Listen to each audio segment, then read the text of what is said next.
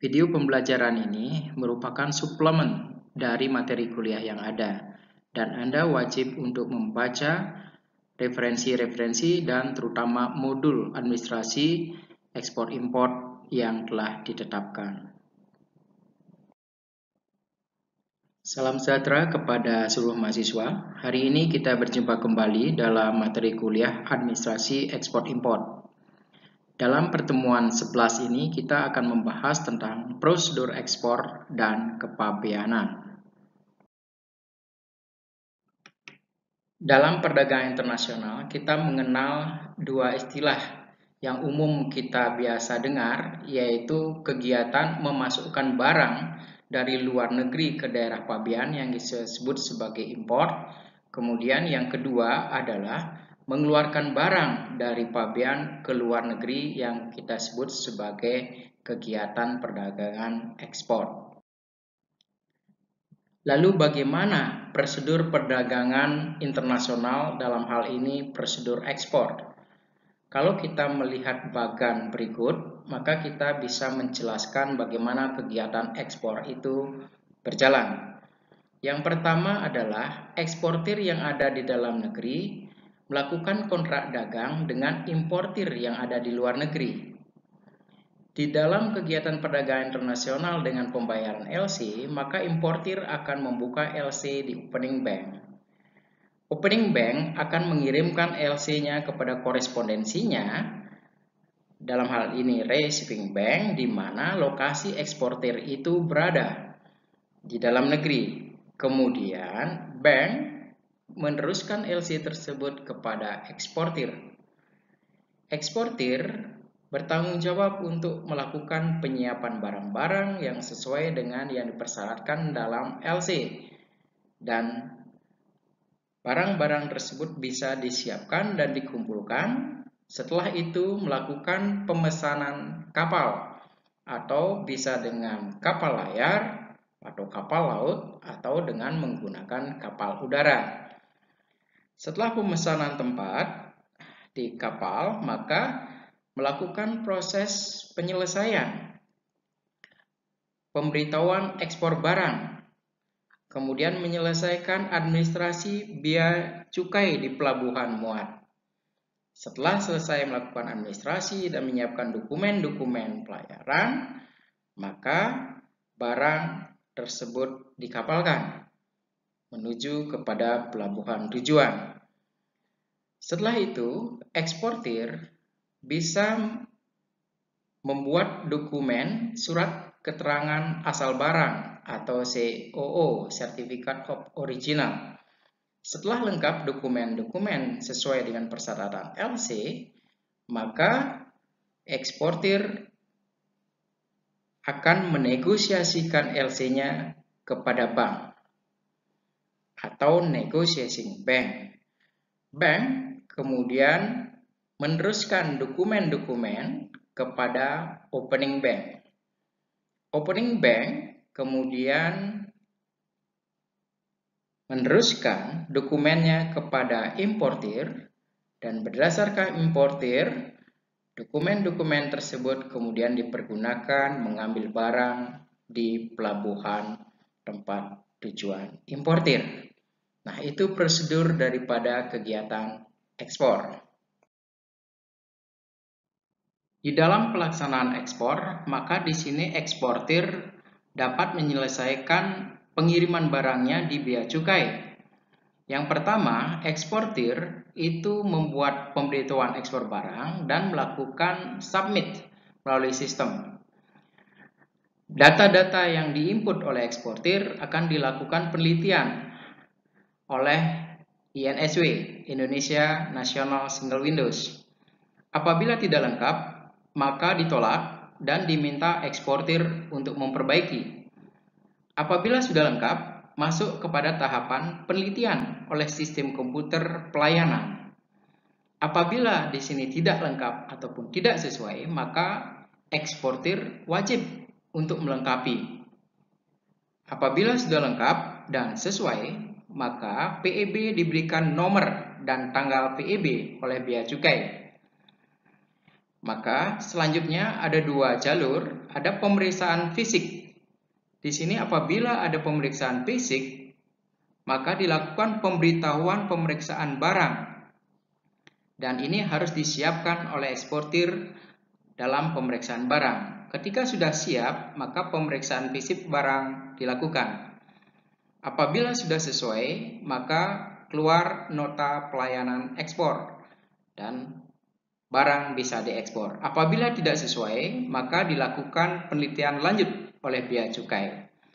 Kemudian, apabila tidak lakukan pemeriksaan fisik, setelah nomor dan tanggal pemberitahuan ekspor barang diberikan oleh bea cukai, tidak dilakukan pemeriksaan, maka lanjut kepada pemberian nota pelayanan ekspor dan kegiatan ekspor bisa dilaksanakan oleh eksportir.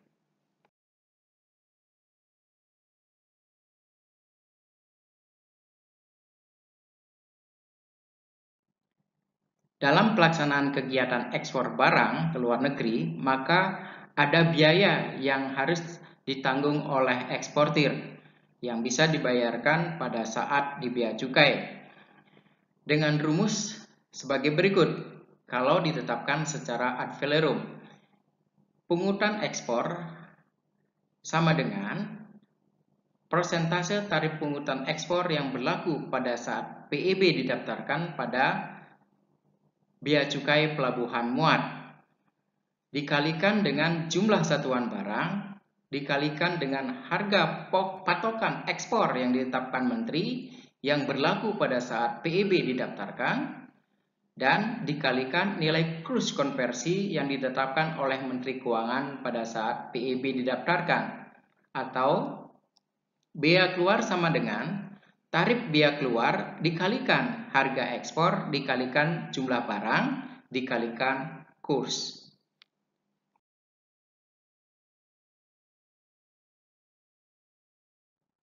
Untuk lebih mudah memahami daripada biaya keluar yang harus ditanggung oleh eksportir, maka kita bisa melihat contoh berikut.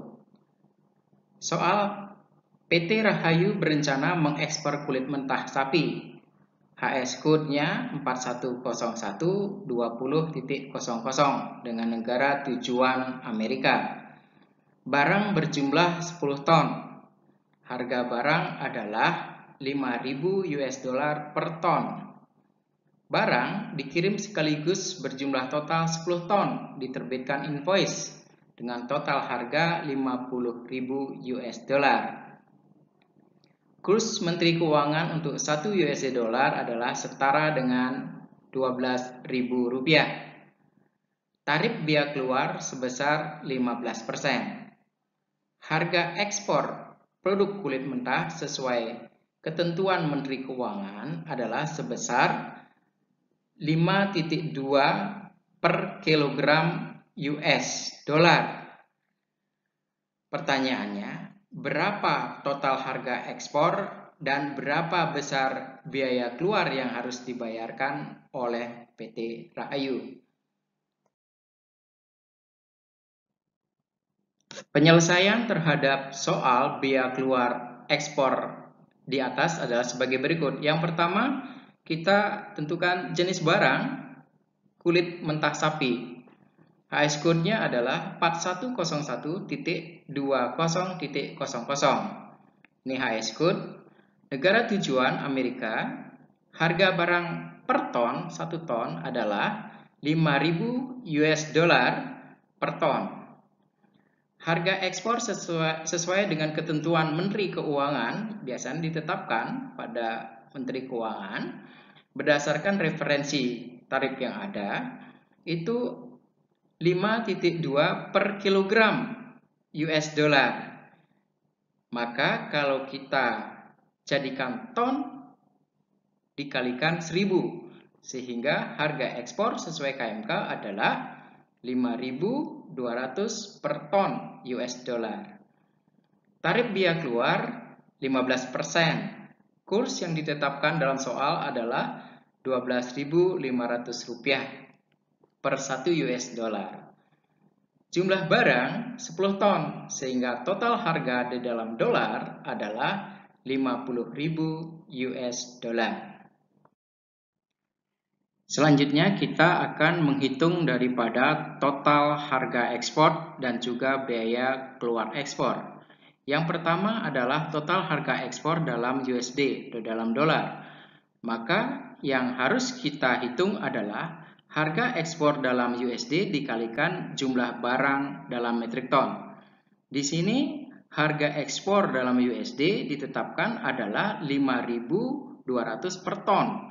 Sedangkan kita akan mengirim barang sejumlah 10 ton. Maka total daripada jumlah harga ekspor dalam USD adalah 52.000 US dollar. Selanjutnya, berapakah jumlah tersebut dalam rupiah? Maka kita harus dikalikan kurs. Kurs yang ada ditetapkan 12.500. Jadinya 52.000 US dollar dikalikan dengan 12.500, maka total harga ekspor dalam rupiah adalah 650 juta rupiah. Total harga ekspor tersebut akan menentukan daripada kalkulasi biaya keluar yang ditetapkan 15%. Maka untuk mencari biaya keluarnya 650 juta rupiah dikalikan 15%, menghasilkan angka 97.500.000 rupiah. Nah, angka inilah yang harus dibayar oleh eksportir dalam mengekspor kulit mentah sapi ke Amerika Serikat. Baik, dengan berakhirnya daripada menghitung kalkulasi biaya keluar ekspor, berakhir juga pertemuan kita hari ini. Sampai jumpa pada pertemuan minggu depan. Pesan saya, selalu jaga kesehatan dan tetap semangat.